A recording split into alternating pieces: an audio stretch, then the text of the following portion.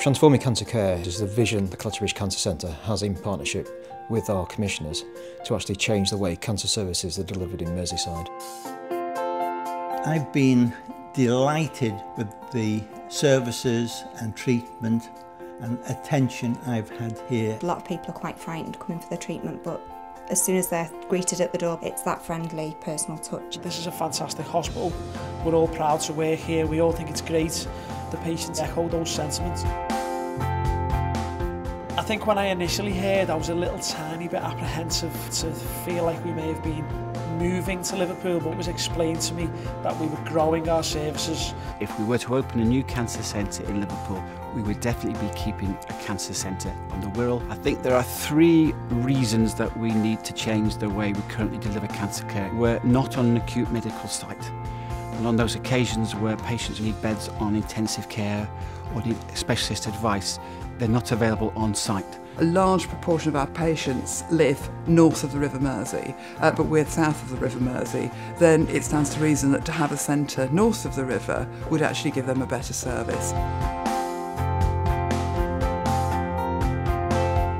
We realised that the future of cancer probably lies in cancer research to discover better ways of diagnosing and treating cancer. We can only fulfil our potential if we have a close liaison with university. We're looking at how we do everything along the cancer pathway and saying how can we use this as an opportunity to improve things. This project is planned meticulously, and it's planned with patients and carers in mind. We want to build a new cancer centre with inpatient beds co-located with an acute hospital. That's why we're very keen on moving the hub into the centre of Liverpool. That gives us access, especially for our inpatients, to intensive care, to cardiologists, to respiratory, to kidney doctors. So all those doctors will be on site, able to come and review our inpatients without them having to transfer to a different hospital. By putting a new centre in Liverpool, it means that a lot of our patients will have much less distance to travel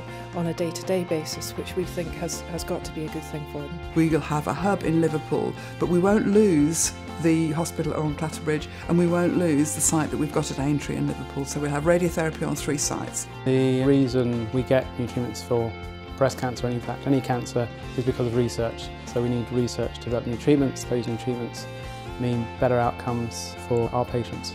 Well, the new centre in Liverpool will also be very close to the university, so that will allow us to develop research links between ourselves and the university, which again will bring sort of the forefront of cancer care to the patients. A large cancer centre in the middle of a large major city of the UK, embedded next to a large teaching hospital, adjacent to a Russell Group university. I think that will galvanise cancer research, cancer care. It means that we then have a critical mass of clinicians, scientists, nurses to do research and to drive research. As long as we can keep the Clatterbridge ethos and keep the Clatterbridge environment, then this will be successful. This is actually a significant investment made by the NHS, made by Clatterbridge and made by the people of Merseyside and Cheshire. This is not going to be a PFI. We have in fact already got just under 50% of the funding that we need already secured, and that's made up of resources that we as a trust, an organisation, have built up ourselves. Resources and funding that's coming from our commissioners who fund our services.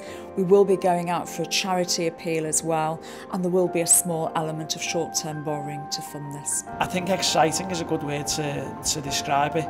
Starting from scratch really with the site means that you've got a little bit more say about how it's going to evolve and how it's going to work. The most significant driver is the demands of our clinical staff, who are very ambitious in terms of the care that they want to provide to the population we serve.